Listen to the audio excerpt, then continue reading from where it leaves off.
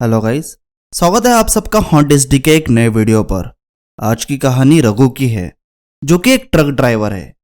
तो चलिए कहानी की शुरुआत करते हैं। मेरा नाम रघु है। मैं एक ट्रक ड्राइवर हूँ। उस वक्त मेरा रोज़ का काम था रात में ट्रक चलाना, इसलिए मुझे भूतों पर बिल्कुल विश्वास नहीं था, क्योंकि उस दिन से पहले मैंने कभी भी वैसी चीज़ नहीं देखी थी कि मैं भूतों पर विश्वास कर सकूं। पर इस रात मेरे साथ कुछ ऐसा हुआ कि उस दिन को याद करके मेरी रूह कांप जाती है। यह बात आज से लगभग 2 साल पहले की है, जब मैं और मेरा हेल्पर राजू हम सरहानपुर से 5000 ईंटें लोड करके देहरादून जा रहे थे। लगभग रात के 11 बजे मेरे हेल्पर ने मुझे बोला कि पहले कुछ खा लिया जाए, फिर आगे चलेंगे। इसलिए मैंने हाईवे के बगल वाले ढाबे में अपना ट्रक पार्क करा। फिर वहीं पर खाना खाकर हम बाहर निकल ही रहे थे। जैसे ही हम उठकर जाने लगे, तभी उस ढाबे वाले ने पूछा, अरे उस्ताद जी, किस तरफ की ओर जा रहे हो? उस ढाबे वाले की बात का जवाब देते हुए मैंने कहा, बस भाई जी, देहरादून तक ही जाना है। उस ढाबे वाले ने मेरी बात सुनकर अपनी घड़ी में टाइम देखा और कहा, उस्ताद, रात के 12 बजने वाले हैं, कुछ देर यहाँ रुक जाओ और रात के 1 बजे के बाद चले जाना। उस ढाबे वाले की ये बात सुनकर मुझे बड़ा ही अजीब लग रहा था, इसलिए मैंने कहा, क्यों भाई, ऐसा रात के 12 बजे के बाद वहाँ क्या होता है?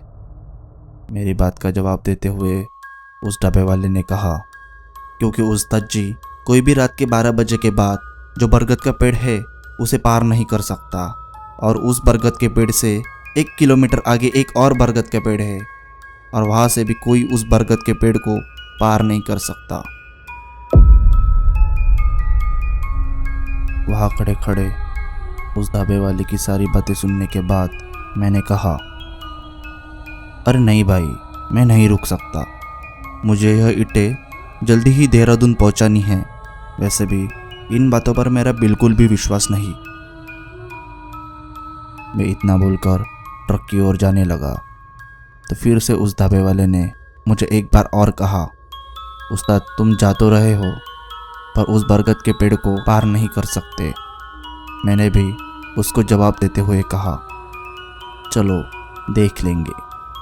इतना बोलकर मैं अपने ट्रक में अपने हेल्पर के साथ आकर बैठ गया और मैंने अपना ट्रक स्टार्ट करा और देहरादून की ओर चल दिया।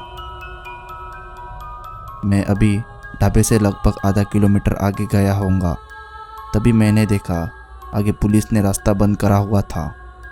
मैं थोड़ा और आगे जाके अपने ट्रक का शीशा नीचे कर कर बोला, क्या हुआ सर जी, ये रास्ता क्यों बंद है? मेरी बात सुनकर वहाँ खड़े एक पुलिस वाले ने कहा, उस्ताद, ट्रक इधर साइड में लगा दो, 1 बजे के बाद ही जाना। उस पुलिस वाले की बात सुनकर मैंने कहा, नहीं सर जी, मैं अभी नहीं रुक सकता, मुझे यह ईंटें जल्दी ही देहरादून पहुंचानी है। मेरी बात सुनकर उस पुलिस वाले ने भी मुझे फिर से कहा, अरे उस्ताद, मेरी बात मानो, 12 बज गए हैं और अब 1 बजे तक बरगद के पेड़ के आगे कोई नहीं जा सकता। तुम 1 बजे के बाद ही चले जाना। उसकी बात सुनकर मैंने कहा, सर जी, हमें आगे जाने दो ना, वैसे भी मैं इन सब बातों को नहीं मानता। मेरी बात सुनकर उस पुलिस वाले ने कहा, जा, तुझे जाना है तो, पर तू उस बरगद के पेड़ से आगे नहीं जा पाएगा। उनके इतना कहते ही मैंने तुरंत ट्रक स्टार्ट करा और चल दिया। तभी मेरे हेल्पर राजू ने मुझसे कहा, अरे उस्ताद, 1 घंटे की ही तो बात है, रुक जाते हैं ना। और देखो उस्ताद, हमारे ना तो आगे से कोई गाड़ी आ रही है और ना ही पीछे से। राजू की बात सुनकर मैंने भी जब देखा तो पूरी सड़क खाली पड़ी हुई थी। मैं लगभग 20 सालों से ट्रक चला रहा हूँ। मैंने अभी तक कभी भी ऐसे पूरा हाईवे खाली नहीं देखा था जैसा आज था। अब तो मुझे भी लगने लगा था कि मुझे वहाँ रुक जाना चाहिए था, पर अब मैं नहीं रुक सकता था। क्योंकि मेरे साथ मेरा हेल्पर राजू भी था और मैं नहीं चाहता था कि उसे भी पता चले कि मैं अब थोड़ा थोड़ा डरने लगा हूँ। तो इसलिए मैं लगातार ट्रक को चला रहा था। तभी एकदम से सब उल्टा हो गया और मेरा सर सीधा ट्रक की छत में लगा। बाहर का सब नज़ारा भी अब उल्टा दिख रहा था। मुझे कुछ समझ में नहीं आ रहा था कि यह क्या हुआ है। तभी राजू ने मुझसे कहा, उस्ताद जी, अपना ट्रक पलट गया है।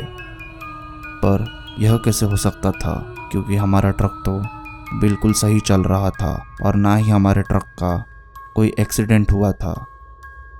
यही सब सोचते हुए मैं और राजू किसी तरह ट्रक से बाहर निकले तो हमारी आंखें फटी की फटी रह गई।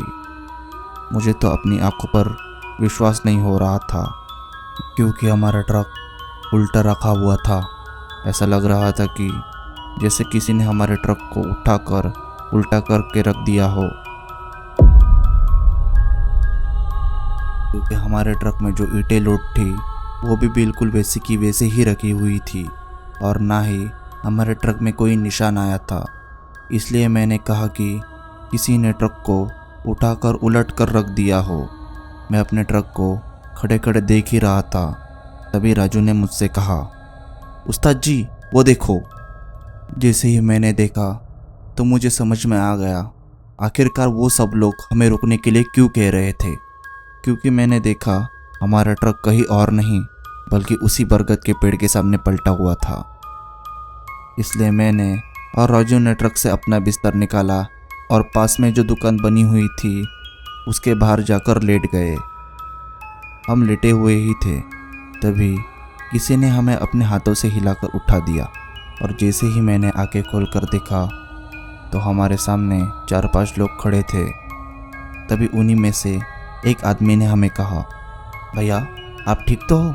हम पास ही के गांव के हैं। हमें पता चला कि कोई ट्रक रात के 12 बजे के बाद भी यहाँ से जा रहा है, इसलिए 1 बजने के तुरंत बाद हम यहाँ पर आ गए कि किसी को मदद की ज़रूरत तो नहीं। और जैसे ही हम यहाँ आए तो देखा आपका ट्रक पलटा हुआ है, पर ट्रक में कोई नहीं था।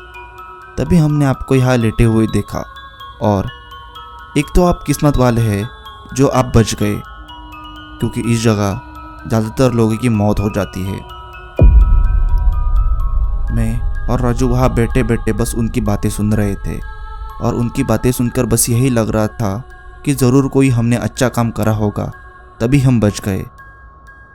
तभी उस गांव के आदमी ने अपनी बात को जारी रखते हुए कहा, इस 1 किलोमीटर के अंदर में कहते हैं कि कोई देव रहते हैं और रात के 12 बजे के बाद उसके बच्चे सड़क पर खेलने को आते हैं। इसलिए वो देव वहाँ कोई भी गाड़ियाँ आने नहीं देते और 1 बजे के बाद उनके बच्चे जब खेल कर चले जाते हैं तब कोई भी वहाँ आ जा सकता है। उस रात मैंने और राजू ने इसी तरह रात काटी और अगली सुबह क्रेन बुलाकर ट्रक को सीधा करके हम वापस देहरादून आ गए। तो ऑल राइट गाइज, ये स्टोरी आपको कैसी लगी कमेंट करके ज़रूर बताना। अगर स्टोरी अच्छी लगी हो तो लाइक भी कर देना और चैनल को सब्सक्राइब भी कर देना। और अगर आपके पास भी ऐसी भयानक स्टोरीज हो तो मुझे नीचे दिए गए इंस्टाग्राम आईडी या फिर ईमेल आईडी पर सेंड कर देना। धन्यवाद।